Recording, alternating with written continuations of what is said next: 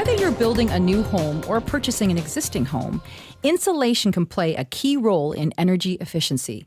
With new construction, there are a lot of ways to insulate, but which one makes the most amount of sense for you? You will need to enlist the help of a professional to help guide you through this process. So joining us here in studio is Steve Reesor from Great Northern Insulation and Dave Chatterton, also from Great Northern. So these gentlemen are going to talk to us about insulation. So welcome, boys, to the show. Thank you very much. Great to be here. Now, what is Great Northern Insulation and what services do you provide? Great Northern Insulation is a full-service insulation contractor. We service residential, commercial, and industrial markets throughout all of Ontario. All right. Now, there is a lot of product, a lot of choice, and a lot of technological changes that have happened, I'm sure, over the last 20 years. So when people think insulation, they think of the pink stuff that you put in your ceiling in your attic. The Pink Panther. In the Pink Panther. But maybe you can kind of explain to our listeners just the importance of it and what options are available. We began in business installing all of the products, including pink insulation, blown fibers into attics, but more specifically sprayed polyurethane foam, which has been used in Ontario for coming up on 60 years now. It's probably the premium insulation product that one can install in their home, quite frankly, or their cottage. All of the products have their benefits. All of them, if they're installed properly, will perform. So in terms of actual in-place performance, it's really the installer that makes the difference as to how it performs. So do you see cases of do-it-yourselfers just doing the wrong thing, trying to save a couple of bucks, maybe buying the wrong insulation and trying to do it themselves and messing it up? Or is it pretty foolproof? You sound like you're talking from experience, Simon. No. I don't touch insulation. I don't touch anything that plugs into a wall. I know this. Yes. I hire people to do this stuff. Yes. So, Dave, maybe you can answer that. Oh, I would say it's very common to see homeowners trying to do it themselves, and it looks easy, but it's really not. It's easy enough to plunk a fiberglass bat into a wall cavity, but if you don't have the proper air barrier in place, which is the vapor barrier properly installed, your wall assembly is not going to work nearly as it should. Okay, so Dave, are there some practices better than others for energy efficiency?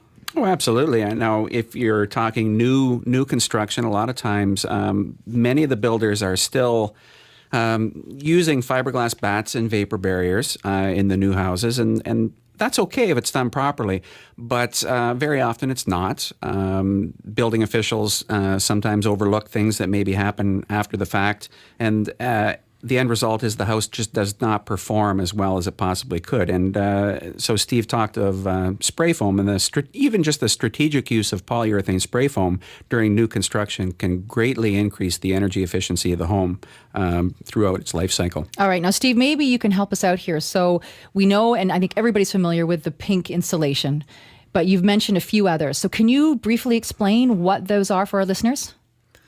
Fiberglass bat insulation is spun fiberglass from glass, obviously. It gets its insulation value from trapping air within the fibers. As long as air is not allowed to move freely throughout the fiberglass, it'll perform well. That is why through the evolution of building science and construction technologies, they developed products like Tyvek, or like an exterior air barrier. It was determined at the time that air was infiltrating from the outside of the home through the exterior sheathing into the wall cavity, creating convective air currents and reducing significantly the performance of that fiberglass. So by putting the Tyvek, that's a brand name, on the outside of the home, it prevents air from blowing right through the fiberglass. Remember, fiberglass is typically in your furnace filter, and air moves freely through it. So if you can prevent air from moving through fiberglass, it will perform pretty well. Okay, now what about some of the other options? In wall insulations, polyurethane foam is probably the most common alternative to fiberglass bat. And it's a closed cell material. It's sprayed in place. It's fully adhered. There's no seams, gaps, joints. It can act as the insulation and the air barrier. And in certain jurisdictions, it's recognized as the vapor barrier. And it also gives you double the R value per inch. Oh.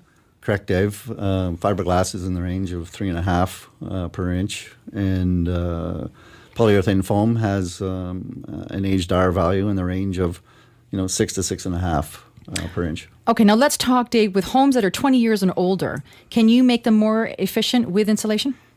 Absolutely. But sometimes it's difficult. It's often easier to make a 50-year-old home more efficient than it is. That was my next question, was going to those century-old homes.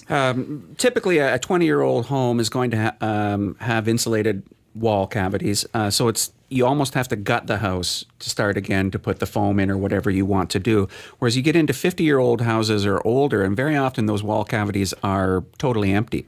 So then we can retrofit them. And this is something that we do with the low-income program that we're doing a lot of work with, where we use a dense pack cellulose method. And that's where we insert cellulose, which is actually a recycled newspaper product. It gives you a better R value than fiberglass, and it's pumped into the wall cavities at a very high density so that it eliminates the air leakage and also gives you a good R value at the same time.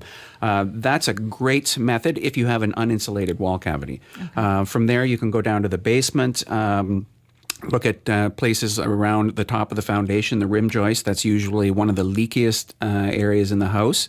And if you can use polyurethane spray foam or even a really good bat and vapor barrier system that's caulked and taped to make it nice and tight, you'll do leaps and bounds to make your home more energy efficient. And then, of course, the attic as well. If you have an attic and it's not insulated properly, it should be brought up to code, which is an R50.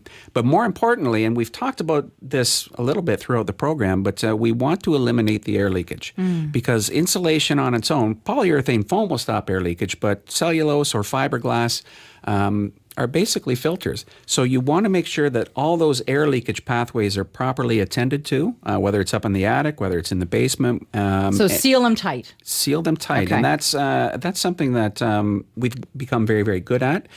We use blower door testing when we're doing our houses to not only show us how well we're doing. We can measure the quantity of air moving in and out of the house as we're air sealing to see how well we're doing, but also it helps us to identify all those air leakage pathways and make sure that we're getting them. Very good. So that really is step one, I guess, because we asked the question about, what about some of those do-it-yourselfers doing the wrong thing? It sounds like really step one is assessing what's going on with the house, what's going on with heat loss, and you alluded to some of the technologies that you use to test for that? Yeah, the blower door testing is something that we use those on every house that we do when we're doing air sealing and draft proofing with the low-income housing programs.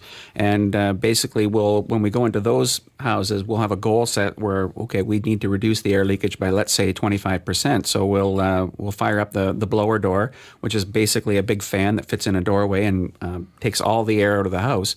We'll see how leaky the house is, how many air changes per hour it's experiencing, and then we'll go find all those air leakage pathways, start to seal them up, and we'll see that number start to decrease until we get to our goal of 25 or 30% or whatever it happens to be.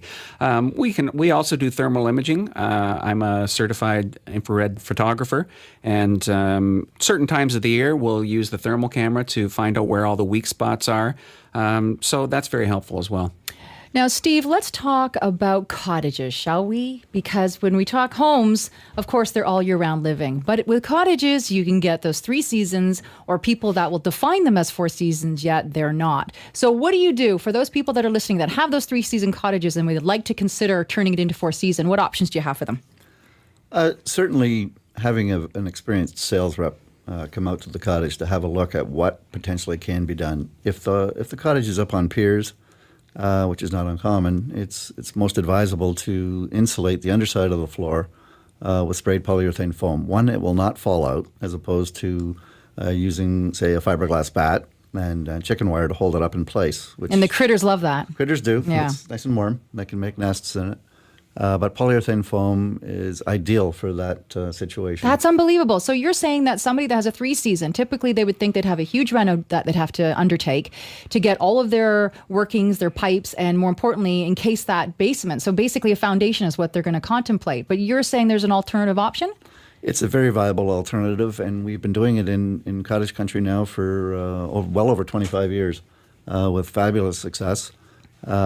And we can squeeze into some fairly tight places. Typically, if the cottage is sitting about 3 feet off of the ground, our men need about 2 feet clear minimum underneath the floor joists to the ground for them to be able to get into that space and apply the product properly to the underside of the floor. So, Dave, in your opinion, how important is it to understand the energy efficiency of a home and to get it measured?